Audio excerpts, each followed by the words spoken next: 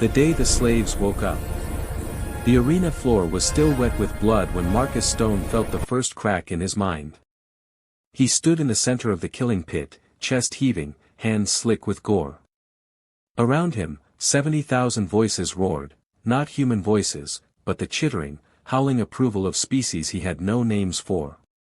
Species that had paid good currency to watch him tear apart 3 opponents with his bare hands. He had done it without hesitation, without thought, because the implant at the base of his skull told him to. That's what the implant was for. It whispered instructions. It dampened fear. It erased questions. Most importantly, it made you forget that you had ever been anything other than this. Marcus had been a gladiator for as long as he could remember. Which was to say, 3 years. Before that, there was only static. A gray emptiness where memory should have been. He knew he had a designation, Human Unit 4728.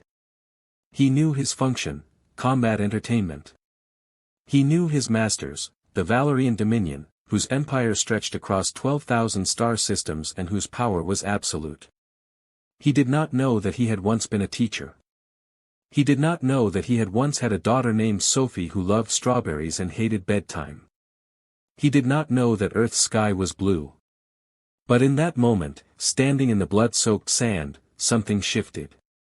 It started as a high-pitched tone, barely audible, more felt than heard. Then it became a vibration, deep in his skull, bypassing his ears entirely and resonating directly into the neural pathways the implant controlled. Marcus staggered. Around the arena, other human slaves, attendants, cleaners, security, did the same. The tone grew louder. And then it spoke. Not in words. In something deeper. In memory. 12 hours earlier. Dominion Research Station Epsilon 7. Dr. Yuki Tanaka's hands trembled as she entered the final sequence. The device before her was small, barely larger than a briefcase, but it had taken 8 years to build. 8 years of pretending to improve the neural implants that enslaved her people. 8 years of stealing components, one molecule at a time. 8 years of remembering her son's face when the Dominion's harvesters came to Tokyo, even though the implant tried every day to make her forget. She had been a neuroscientist once. Before the chains. Before the collar. Before they took her to this sterile white research station and told her that her purpose now was to make the implants better, to refine the technology that turned free minds into obedient tools. Instead, she had built a weapon. "Are you certain?" whispered Jamal Chen, the station's head engineer. He was one of the unbroken, the scattered network of humans who, through chance or defect or sheer willpower, had retained fragments of their true memories. "If this fails. If this fails, we die," Yuki said simply. "But if we do nothing, we were never alive to begin with." Jamal nodded. Around them, 6 other members of the Unbroken stood guard. Outside, the station's Valerian overseers went about their routines, unaware that the humans they had trusted to perfect their chains were about to shatter them. The device was elegant in its simplicity. It would hijack the Dominion's own neural network, the quantum link system that connected every implant across the galaxy, and broadcast a single, overwhelming pulse. Not instructions. Not commands. But memory. Humanity's memory. Every image, every song, every story that the Unbroken had managed to preserve. Every fragment of Earth. Every piece of identity the Dominion had tried to erase. Transmission range? Yuki asked. Galaxy-wide, Jamal confirmed. Every implant, every human, every system. Simultaneously. She looked at him. "Then we'll know, won't we? If there's anything left to save." She pressed the activation key. The arena. Now. Marcus Stone screamed. Not in pain, in recognition. The memories crashed into him like a tidal wave. He saw a classroom. 23 students. A lesson on the American Revolution. He saw a little girl with pigtails climbing into his lap with a picture book. He saw a blue sky. He saw Earth. He saw what had been stolen. Around him, every human in the arena was collapsing. The attendants. The cleaners. The guards. All of them clutching their heads, sobbing, gasping as 8 years, 10 years, 15 years of erased identity came flooding back. Marcus looked down at his hands, hands that had just killed for sport, and understood for the first time what had been done to him. What had been done to all of them. In the luxury boxes above, the Valerian Archons stirred uneasily. Their translator implants struggled to process the sudden chaos. One of them, a mantis-like creature draped in photon silk, keyed its communication band. "Control, we have a malfunction in the livestock. Request immediate suppression protocol." It never finished the sentence. Marcus Stone looked up at the Archon with eyes that were no longer empty. With a roar that contained 12,000 years of stolen humanity, he launched himself at the arena wall. He was not alone. All over the galaxy, in mines and factories, on ships and stations, in pleasure houses and execution chambers, humanity remembered. And humanity rose. The first blood of the free. The arena wall was 15 feet of reinforced durasteel, designed to contain creatures far stronger than baseline humans. Marcus Stone hit it at full speed and felt his shoulder crack. He didn't care. Behind him, 24 other humans, gladiators, handlers, maintenance workers, were climbing over each other to follow. Above them, the Valerian Archon who had called for suppression protocols stumbled backward, its compound eyes widening in something that might have been fear. It reached for the pulse weapon at its side. It was too slow. Marcus didn't remember learning to climb. He didn't remember the grip strength he'd developed in another life, coaching his school's rock climbing team. But his body remembered. His hands found holds in the seamless metal. His feet found purchase where there should have been none. And when he pulled himself over the edge of the luxury box, he landed in a crouch that was all predator. The Archon fired. The pulse blast should have dropped Marcus instantly, a neural shock designed to override voluntary muscle control. Instead, it scattered harmlessly across his skin. Not because he was strong. Not because he was special. But because the implant that should have amplified the weapon's signal was now broadcasting something else entirely. Freedom. Marcus crossed the distance in 3 strides and drove his fist into the Archon's thorax. The exoskeleton cracked. The creature made a sound like tearing silk and collapsed. Around the arena, the other luxury boxes erupted in chaos. Dominion Mining Colony Theta 9. The Belt of Forgotten Stars. Keiko Yamada had been swinging a plasma pick for 6 years. She didn't remember that she had once been a concert violinist. Didn't remember Juilliard, or her debut at Carnegie Hall, or the way her mother had cried in the front row. The implant had taken all of that and replaced it with a single, simple directive: extract. Process. Repeat. The mine was a nightmare carved into an asteroid's heart, 17 miles of tunnels where humans worked in shifts that never ended, their bodies augmented with just enough cybernetics to survive the toxic atmosphere. No pay. No rest. No purpose except to feed the Dominion's endless hunger for heavy metals. When the awakening signal hit, Keiko was 3 miles deep. She dropped the pick as her mind exploded. Music. She remembered music. Not the droning work chants the overseers played to improve efficiency, but real music. Vivaldi's Four Seasons. Her grandmother's shamisen. The sound of rain on a Tokyo sidewalk. She remembered that her hands, these scarred, calloused, cybernetically enhanced hands, had once created beauty. Around her, 200 humans stopped working. The Valerian Overseer, a crystalline entity that communicated through light frequency, flickered in confusion. It broadcast the standard compliance command. When that failed, it activated the pain protocols embedded in every implant. Nothing happened. Keiko looked at the Overseer. Then she looked at the plasma pick in her hands, a tool designed to cut through solid rock. She picked it up. "My name," she said slowly, testing the words like a foreign language, "is Keiko Yamada." The overseer pulsed a threat display. "I am not human, Unit 2847, Keiko continued, walking forward. "I am not a tool. I am not property." Other humans were rising now, moving toward the overseer in a slow, inexorable wave. "I am a person." She activated the pick. The overseer tried to run. The tunnel was narrow. There was nowhere to go. Valerian Dreadnought, Eternal Dominion. Flagship of the Third Fleet. Commander Thrace was reviewing supply manifests when the first reports came in. "Sir, we're receiving distress calls from Arena, Station 47. Multiple casualties. Human livestock have become violent."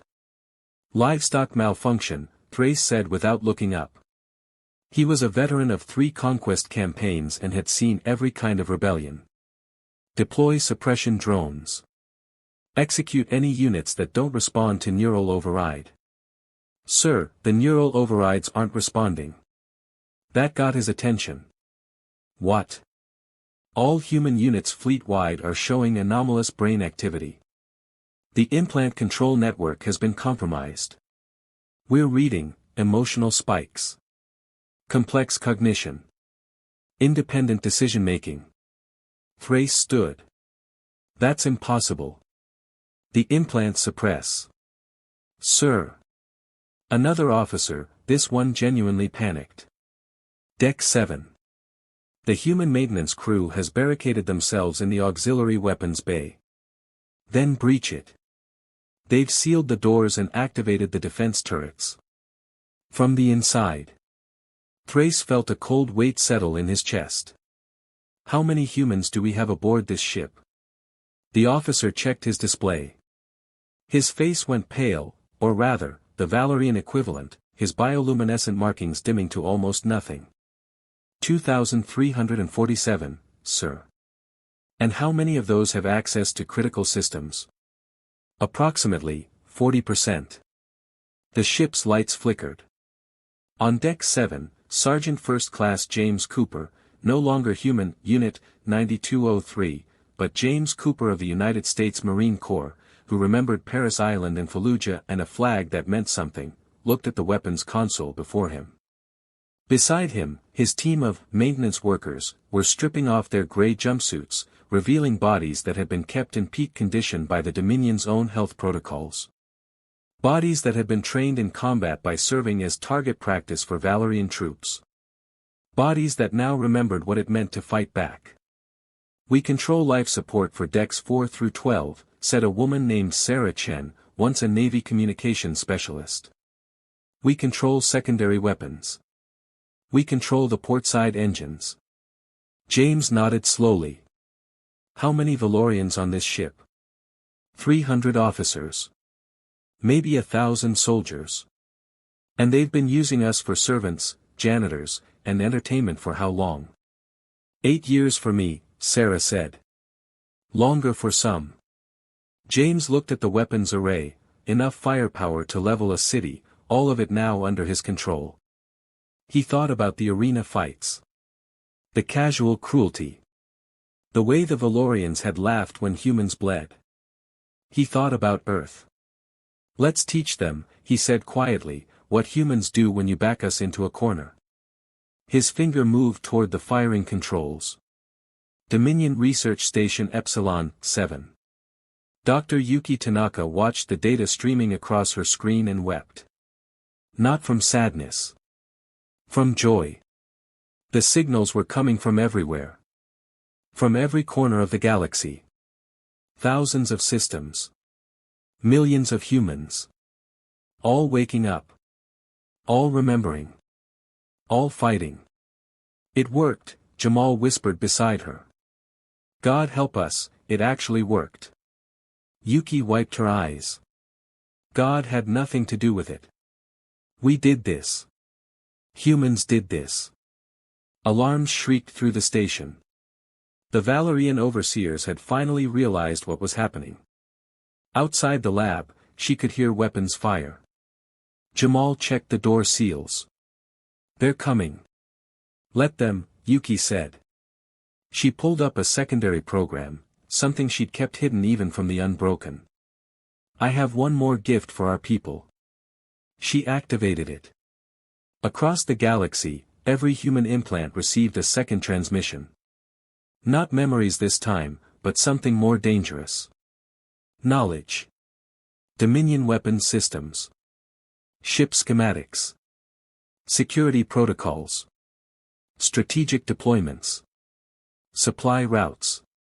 Everything Yuki had catalogued during 8 years of pretending to be a loyal slave. Every secret the Empire had trusted her to keep. She broadcast it all. "Now," she said softly, "now we teach them that humanity doesn't just survive." The door exploded inward. Valerian soldiers poured through, weapons raised. Yuki smiled. "We win." The Empire realizes its mistake. The Valerian High Council convened an emergency session for the first time in 300 years. The chamber was a monument to dominance, a sphere of living crystal suspended in the void above their conquered capital world, its walls displaying real-time feeds from 12,000 star systems. Normally, those feeds showed the orderly machinery of Empire, cargo ships moving on schedule, mining operations exceeding quotas, subject species working in perfect compliance. Today, the feeds showed fire. "Explain," commanded Archon Supreme Velkareth, his 4 eyes fixed on the defense coordinator. "Explain how a slave species has managed to compromise 37% of our infrastructure in less than 8 hours. Defense Coordinator Thundal's crystalline carapace was dulled with stress. "The humans were pacified," Velkareth interrupted. "Were implanted. Were broken down to their component neurological functions and repurposed. We have enslaved 473 species using these same protocols. Not one has ever broken free. The humans are different." "How?" Thundal gestured, and the chamber's displays shifted. What they showed made even the most battle-hardened council members recoil. On Arena, Station 47, human gladiators had taken control of the entire facility. They had locked the station's Valerian population in the same cages where humans had been kept. The feeds showed Marcus Stone addressing a crowd of freed slaves, organizing them with frightening efficiency into security teams, medical units, and combat squads. On mining colony Theta 9, the entire human workforce had seized the refinery. When Valerian reinforcements arrived, they found the facility's defense grid turned against them, operated by the same humans who had been cleaning the corridors 3 days ago. On the dreadnought Eternal Dominion, the human maintenance crew had systematically cut power to every deck except their own. The ship's Valerian crew was trapped in sections without life support, without weapons, without communications. The humans had broadcast one message: surrender in 1 hour, or we vent the atmosphere.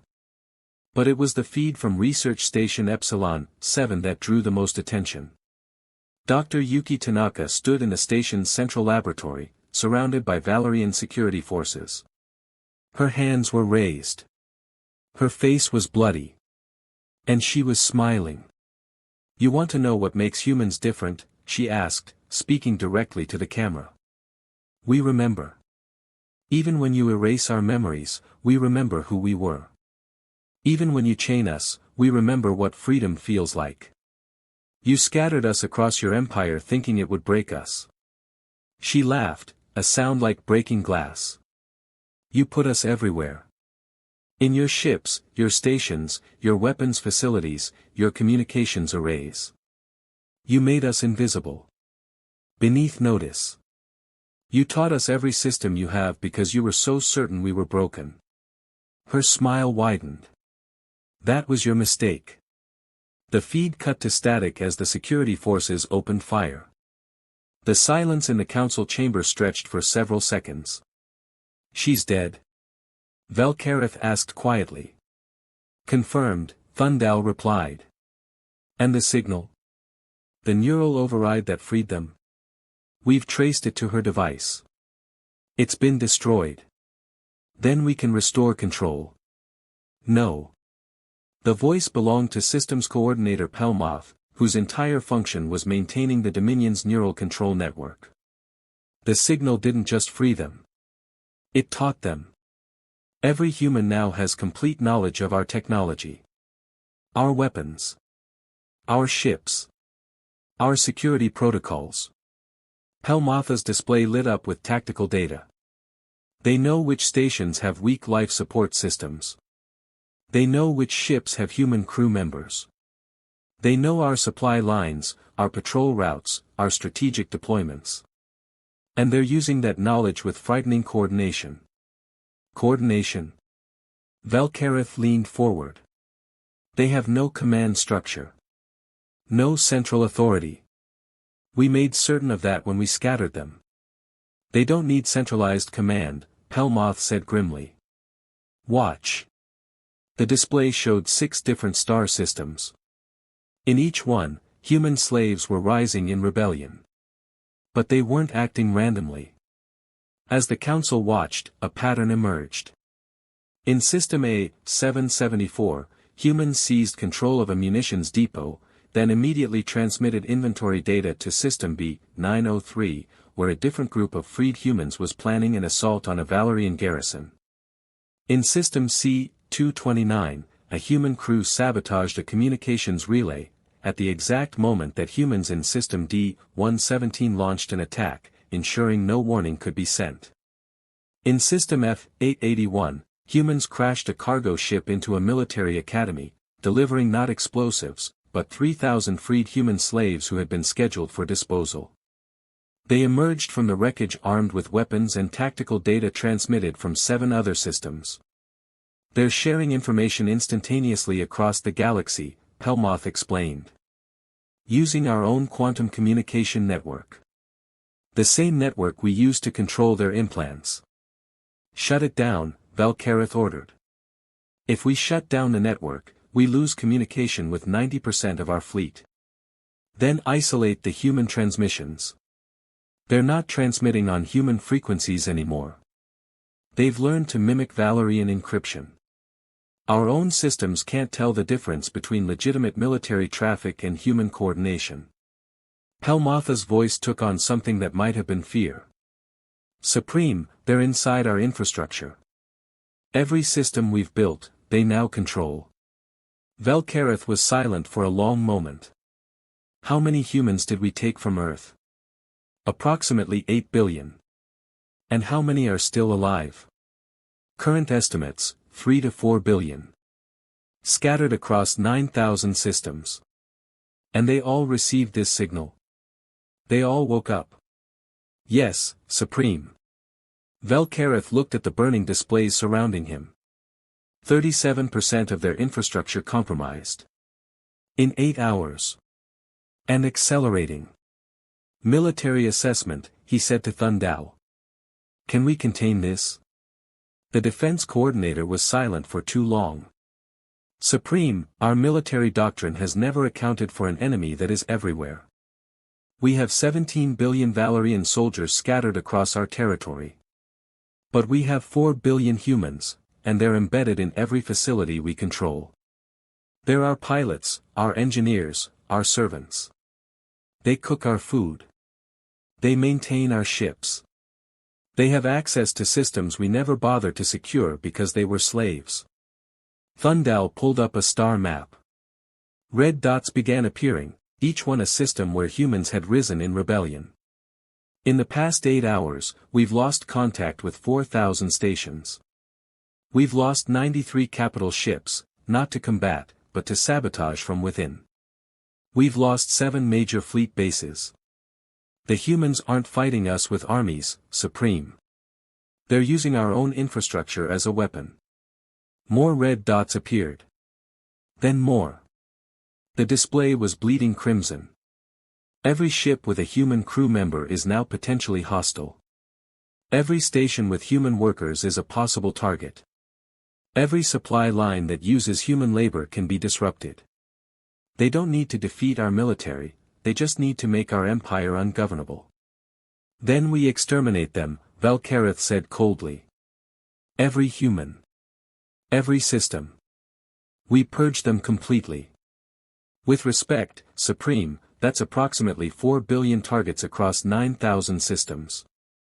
Even if we committed our entire military to nothing but executions, it would take years. And during that time, they'll be sabotaging our ships, destroying our infrastructure, and coordinating with each other across the galaxy. Thundal met Velkareth's eyes. We designed the implants to break them. Instead, we gave them time to learn every weakness we have. We thought scattering them across the galaxy would prevent organized resistance. Instead, we built them an army that exists everywhere at once. Another display lit up. This one showed projections. We designed the implants to break them. Instead, we gave them time to learn every weakness we have. We thought scattering them across the galaxy would prevent organized resistance. Instead, we built them an army that exists everywhere at once. Another display lit up. This one showed projections. At current rates of infrastructure loss, the Empire will lose the ability to maintain control of outer territories within 6 weeks. Inner systems within 4 months. The core worlds. Thundal trailed off. Say it, Velkareth demanded. At this rate, Supreme, humanity will control more of our own infrastructure than we do within 1 standard year. The silence that followed was absolute. Finally, Trade Coordinator Venselier spoke up. Then we negotiate. We offer them their freedom. They don't want freedom, interrupted Military Liaison Kraven, who had been watching the feeds in horrified fascination. Look at what they're doing. The displays showed Marcus Stone again. He was standing in the captured arena, addressing thousands of freed humans. But he wasn't talking about escape. He wasn't talking about going home. He was talking about justice. They remember 12,000 years of empire, Kraven said softly. They remember every species we've enslaved. Every world we've conquered. They've had centuries to watch us, to learn from us, to understand exactly what we are. What are you saying? Kraven looked at the Supreme. I'm saying they don't want to be free of the Empire, Supreme. They want to burn it too.